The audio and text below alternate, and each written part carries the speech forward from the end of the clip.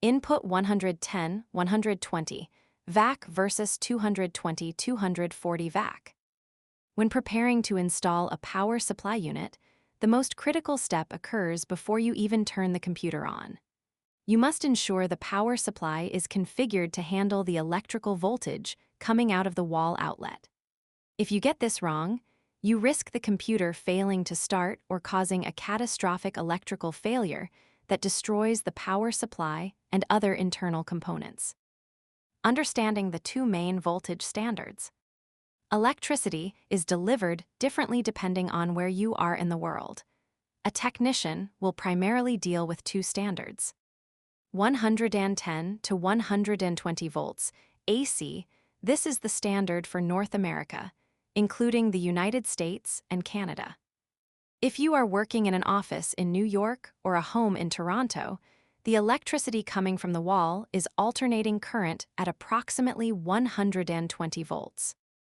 220 to 240 volts AC, this is the standard used in the United Kingdom, Europe, Asia, and most of the rest of the world. The voltage is twice as high as the North American standard. The manual voltage selector switch. On older or more budget-friendly power supplies, you will see a small, usually red, sliding switch on the back of the unit near the power cord socket. This is the voltage selector switch. If you are in the United States and the switch is set to 230, the computer will likely fail to boot because it isn't getting enough electrical pressure to run the circuits. If you are in Europe and the switch is set to 115, plugging it in will likely result in a loud pop, smoke, and a dead power supply because you have sent double the expected voltage into the unit. A common sign of a voltage mismatch is a computer that won't turn on after being moved from Europe to North America. The first thing to check is this manual switch. Auto-switching power supplies. Most modern, high-quality power supplies are auto-switching. These units do not have a manual red switch on the back.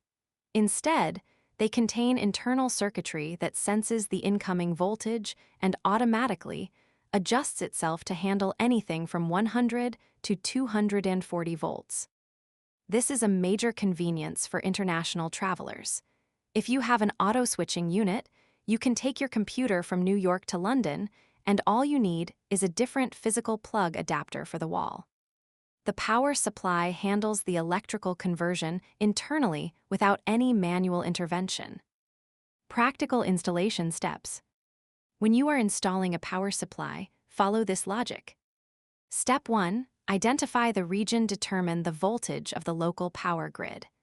In North America, you are looking for 120 volts.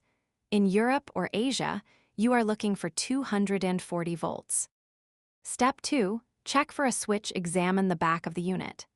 If there is a red switch, use a small tool to slide it to the correct number based on the region.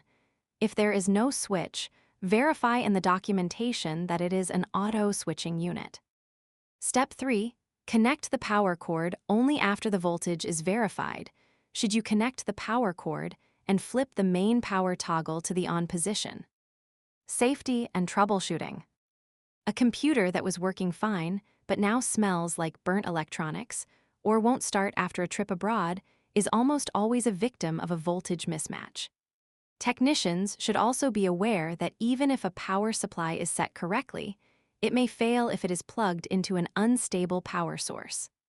Always recommend using a surge protector or an uninterruptible power supply to protect the unit from spikes in the wall voltage.